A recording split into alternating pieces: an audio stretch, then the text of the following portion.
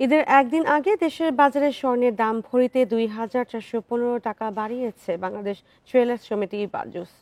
Bundle থাকলে প্রতি সেনমানিতে টাকা বাঁচবে। বিকাশ সেনমানি বান্ডেল কিনে জিতুন প্রতি লেনদেনে।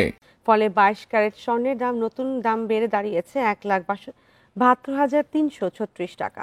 আজ থেকে নতুন এ দাম কার্যকর হয়েছে। বৃহস্পতিবার বাজুসের মূল্য নির্ধারণ ও মূল্য পর্যবেক্ষণ স্থায়ী কমিটির চেয়ারম্যান মাসুদুর রহমানের সই করা সংবাদ বিজ্ঞপ্তিতে তথ্য জানানো হয়। বিজ্ঞপ্তিতে বলা হয়, স্থানীয় বাজারে তেজাবি স্বর্ণের মূল্য বেড়েছে, ফলে সার্বিক পরিস্থিতি বিবেচনায় স্বর্ণের নতুন দাম নির্ধারণ করা হয়েছে।